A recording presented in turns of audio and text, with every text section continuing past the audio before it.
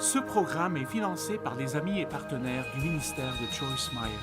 Une grande chose que je dirais ici, apprenez à vivre pleinement votre vie. Pas celle que quelqu'un d'autre a et que vous voulez.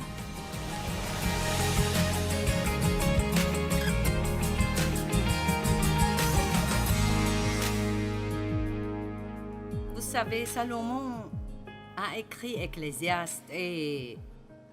Ecclésiaste est un livre fascinant. Je l'ai lu de nouveau récemment. Et il est supposé être le type le plus sage sur la face de la terre, mais il a vraiment fait des choses stupides. Alors... Mais il dit au début de ce livre qu'il a tout essayé. Je veux dire, il avait tout. Il a tout essayé. Il avait des femmes, il avait des concubines, il avait de l'argent, il a bâti des maisons. Il y a une partie où il dit « Je me suis fait des bassins et je me suis fait des maisons. » Et j'ai pensé « Voilà le problème. Tout ce que tu as fait était pour toi-même. » Et je crois cela. Mais il disait tout le temps « sous le soleil ». Et ce dont il parle est sur la terre. Il a essayé de trouver la réjouissance dans les choses charnelles, et vous ne pouvez vraiment pas faire cela. Et finalement, à la fin du livre, dans le chapitre 12, il a dit, et voilà la conclusion de tout ce qui a été dit. Le devoir de tout homme est de craindre Dieu et lui obéir. Et ça arrangera toute mauvaise situation dans la vie. Amen. Mais voici deux versets, deux choses qu'il a découvertes et que je pense étaient bonnes.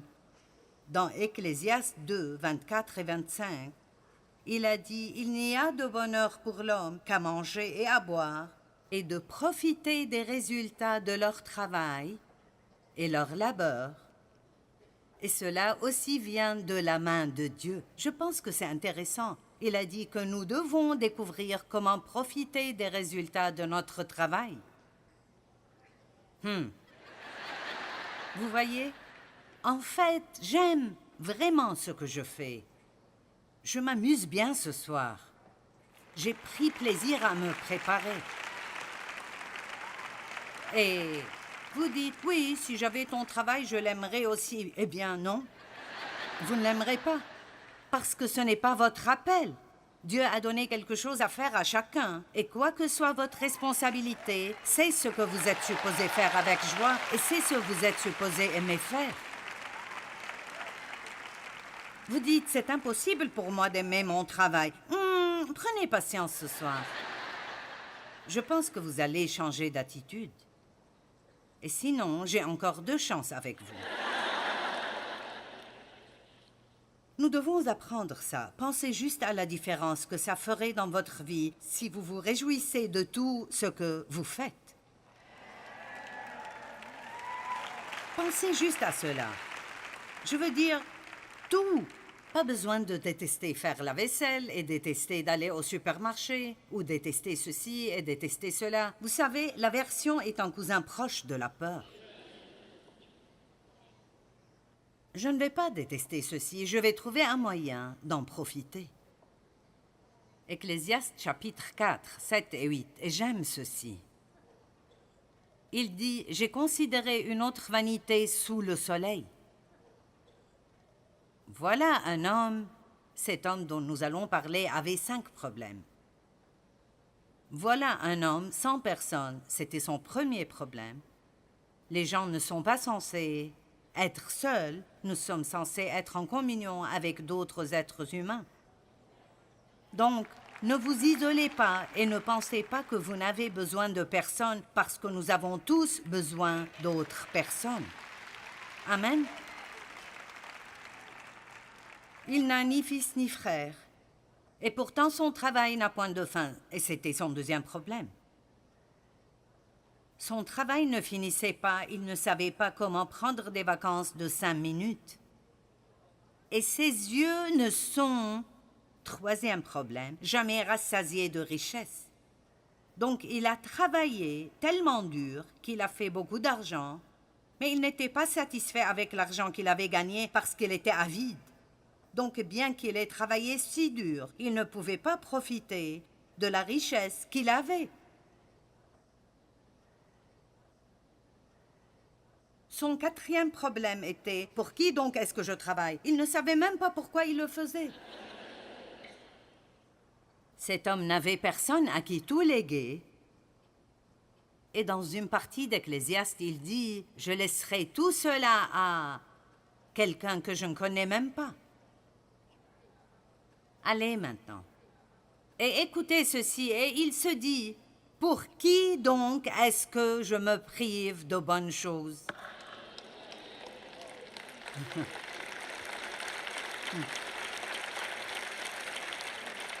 Amen. Et pourquoi faites-vous cela? Vous devez arriver au fond du problème. Et ici aussi, vous comprenez, je ne parle pas de ne faire que des vacances et de dire « Oh, je profite de ma vie ». J'ai une autre carte de crédit et je vais la remplir jusqu'au maximum. Ce n'est pas ce dont je parle. Je parle de vivre pleinement notre vie ordinaire, de tous les jours, de nous lever, d'aller au lit, lundi, mardi, mercredi, jeudi, vendredi, samedi, dimanche. Oups, on est revenu au lundi. Oh, nous sommes si heureux les week-ends et les jours fériés, mais le lundi revient toujours. Les 5 problèmes qu'il avait, il était tout seul, travaillait beaucoup, avait beaucoup d'argent, mais n'en profitait pas, n'avait personne à qui le léguer. Pourquoi est-ce que je prive mon âme de bonnes choses? Et je veux juste vous le dire maintenant. Si vous... Tout d'abord, vous êtes riche.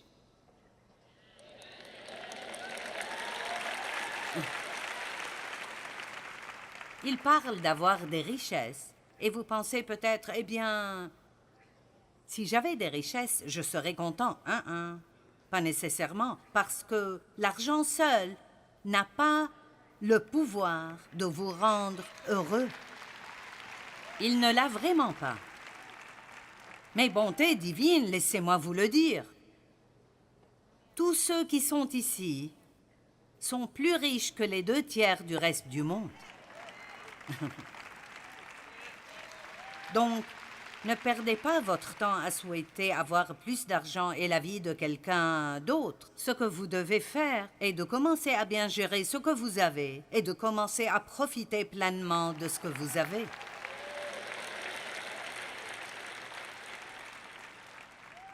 Mon mari a une philosophie d'après laquelle nous vivons. Elle est simple, mais elle fonctionne. Dans tout ce que vous avez, donnez un peu, épargnez un peu, dépensez un peu, d'après vos limites, et puis Dieu agrandira vos limites, et vous pourrez donner plus, épargner plus, et dépenser plus. Amen. Mais ne soyez pas juste si occupés à épargner pour votre retraite que vous ne profitez jamais d'où vous êtes maintenant. Beaucoup prennent la retraite et meurent 2 ans après. Vous savez? Et je pense que c'est parce qu'elles s'ennuient, parce qu'elles n'ont rien à faire. Les gens me demandent quand je prendrai ma retraite. Il y a 600 personnes qui travaillent pour moi qui ne veulent pas entendre le mot retraite.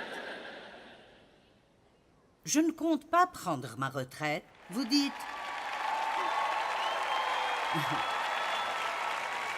J'essaie de découvrir comment je pourrais continuer à paraître assez jeune pour que les gens me regardent, vous savez. Mais je ne sais pas, un jour on devra m'amener sur une chaise roulante. Et tant que ma bouche fonctionne, je pense que je pourrai toujours venir.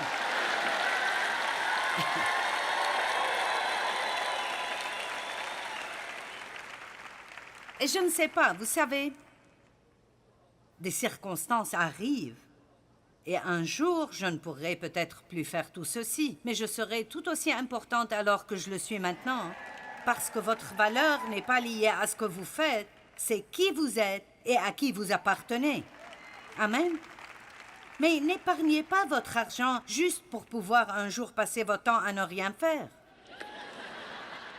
Sûrement que nous pouvons avoir un meilleur but dans la vie que cela. Je veux dire, au moins si vous voulez prendre votre retraite, alors... soyez volontaire quelque part. Faites des plans pour voyager et visiter le monde, mais ne passez pas votre temps à rouspéter pour que vos enfants s'occupent de vous. Ecclésiaste 5, 18 et 19. Voici ce que j'ai considéré comme bon. Il est approprié pour l'homme de manger et de boire au milieu de tout le travail qu'il fait sous le soleil pendant le nombre des jours de vie que Dieu lui a donné, car c'est là sa part. Mais si Dieu a donné à un homme des richesses, et c'est nous tous, et des biens, s'il lui accorde la possibilité d'en profiter, d'en prendre sa part et de se réjouir au milieu de son travail, c'est là un don de Dieu. Donc ne travaillez pas simplement, mais réjouissez-vous de votre travail. Maintenant, une grande chose que je dirais ici, apprenez à vivre pleinement votre vie. Pas celle que quelqu'un d'autre a et que vous voulez.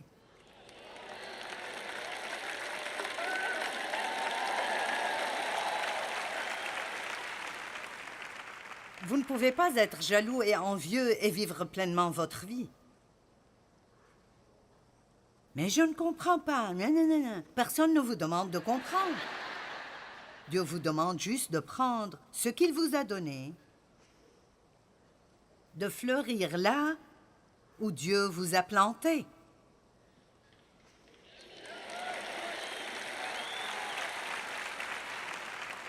Tout notre travail ici sur la terre est de glorifier Dieu.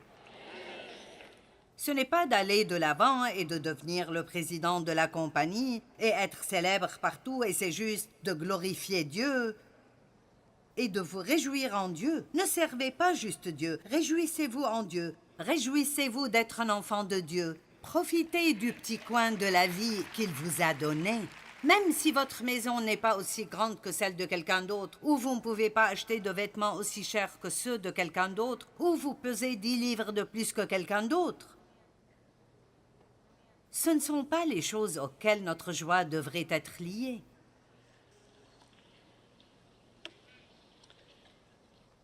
La partie majeure de la vie est ordinaire, mais vous pouvez apprendre à en profiter.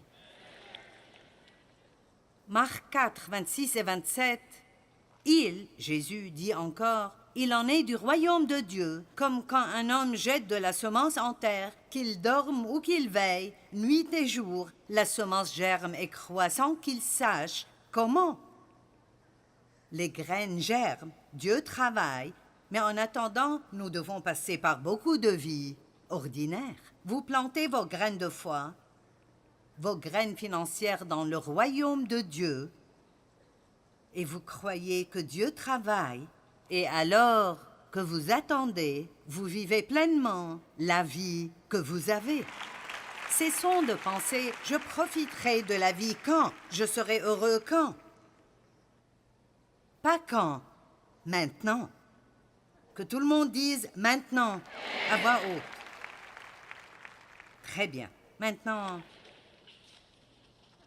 quelque chose que Dieu me montrait et ça semble être si simple. Vous direz, je sais cela, mais je pense que ça aiderait beaucoup d'entre vous. Très bien, alors, il y a une façon, c'est ma petite méthode secrète. Il y a une façon pour vous d'être heureux dans tout ce que vous faites.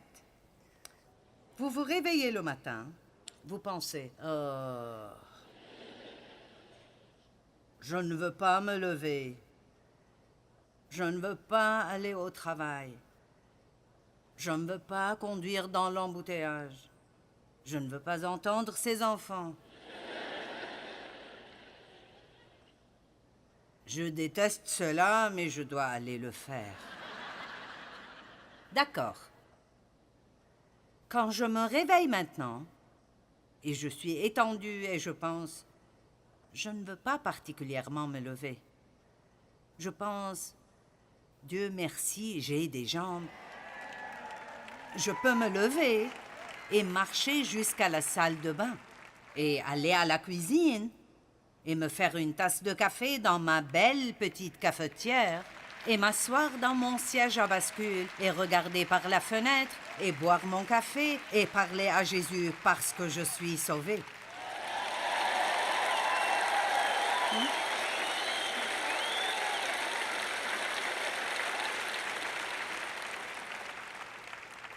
Maintenant, écoutez-moi. C'est impossible de vivre pleinement votre vie sans reconnaissance. Et je veux dire de la reconnaissance constante. Je ne parle pas de « Mon Dieu, merci pour les vacances ». Oh, je déteste conduire jusqu'au travail dans l'embouteillage. Non. Dieu merci, j'ai une voiture que je peux conduire. Allez, Dieu merci, j'ai un travail où je peux aller. Ce n'est peut-être pas mon favori, mais j'ai un emploi et beaucoup n'en ont pas. Et je me rappelle quand j'étais plus jeune, dans la vingtaine, je devais attendre 2 bus dehors dans le froid et ensuite faire la même chose de nouveau pour rentrer le soir, me tenir au coin de la rue et il faisait froid et dans le bus il n'y avait parfois pas de siège de libre et je devais me tenir debout tout le chemin. Et manquer un bus et devoir attendre là pendant 15 à 20 minutes de plus. Dieu merci, vous avez une voiture. Il y a toujours une chose pour laquelle vous devriez être reconnaissant et ça changera toute votre perspective concernant la façon dont vous regardez la vie.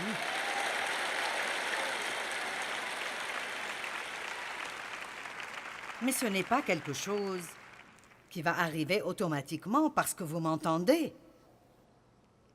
Je vais être honnête avec vous. C'est une chose pour laquelle vous devez travailler un peu parce que le diable ne veut pas que vous ayez la joie ou que vous viviez pleinement votre vie. Je regardais ceci comme mon travail. Oh, j'attends que la conférence soit terminée. Puis j'ai pensé, c'est stupide, je vis sur cette plateforme. Je veux dire, pas autant que dans le passé, je fais beaucoup de réunions maintenant, mais pas autant qu'avant. J'ai senti littéralement que je vivais là. Et j'ai pensé, eh bien, si c'est ce que Dieu m'a appelé à faire, et c'est ce que je ferai, je vais être heureuse. Je ne me tiendrai pas ici effrayée par ce que les gens pensent, ni m'inquiéter de si vous m'aimez ou pas, ou si je dis tout exactement comme il faut. Je m'amuse là. Combien d'entre vous réalisent que vous devez juste refuser de ne pas vivre pleinement votre vie? Une personne, ce n'est pas mal. Ouh, ne me faites pas venir après vous.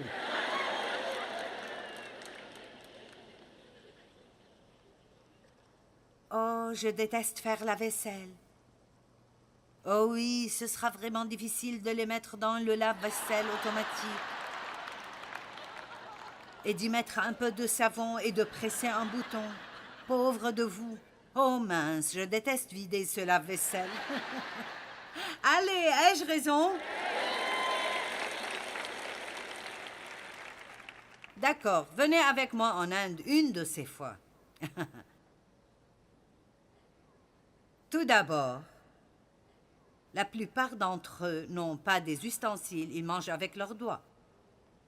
Et les enfants, nous nourrissons beaucoup de personnes. Et nous avons ces petits bols en métal qui semblent être passés par 3 guerres. Et pour pouvoir nettoyer ces bols, quand ils finissent, quelqu'un devait marcher probablement 10 kilomètres pour ramener de l'eau qui n'est même pas propre pour les nettoyer. Et ensuite, nous sommes mécontents parce que nous devons aller au lavabo, ouvrir le robinet et rincer les assiettes, les mettre dans le lave-vaisselle et retourner les enlever après et les mettre dans le placard. Allez, j'ai raison.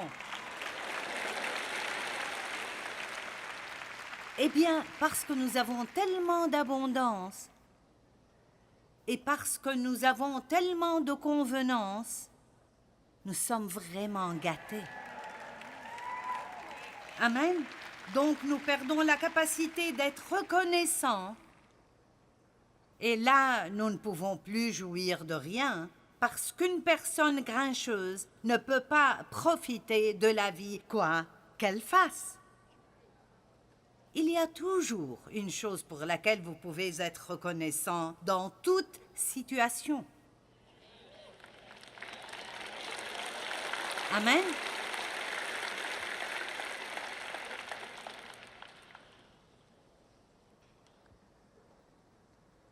Philippiens 4:11. Ils ont envoyé un don à Paul et il a dit « Ce n'est pas le besoin qui me fait parler ainsi ». Il les remerciait, il a dit « Je ne dis pas ça parce que j'ai un besoin, car j'ai appris en toutes circonstances à être content. » Il a appris cela. Ce n'est pas quelque chose qui est venu automatiquement.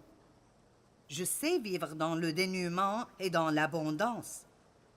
J'ai appris à m'accommoder à toutes les situations et toutes les circonstances.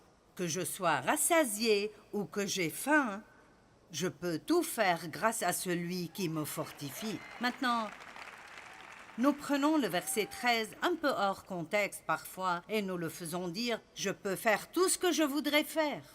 Je peux le faire. » Paul parlait de quelque chose de spécifique. Il disait « Je peux être heureux quand j'ai beaucoup ou quand je n'ai pas assez. » Ou disons-le autrement, je peux être heureux quand tout va pour le mieux dans ma vie et je peux être heureux quand rien ne va du tout.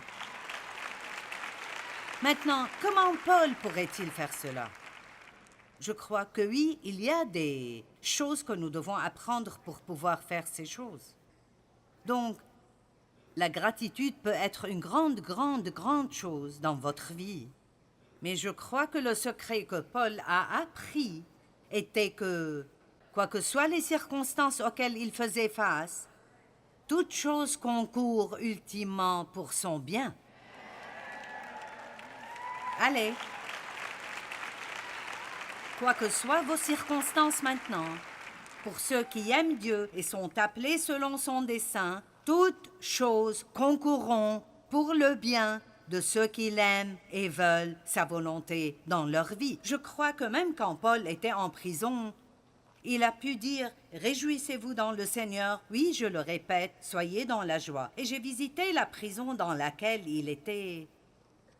Et il n'y a pas de raison de se réjouir là-bas.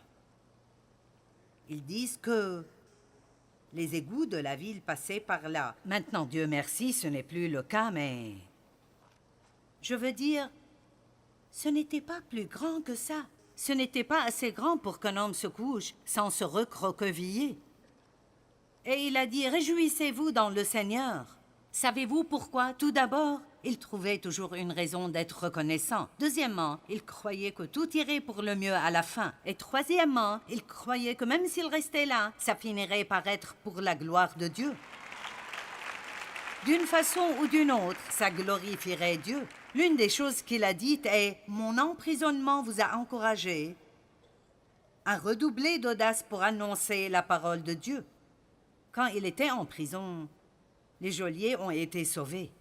Donc, il croyait que tout concourait pour le bien. Qu'arriverait-il si nous commencions en fait, au lieu de tout détester, à trouver une chose pour laquelle être reconnaissant et croire que, quoi que soit, le problème que nous avons, tout concourra pour le bien à la fin. Nous avons quelque chose que nous disons « ceci finira bien ». Combien d'entre vous passent par quelque chose de très sérieux maintenant? Puis-je vous dire que tout finira bien?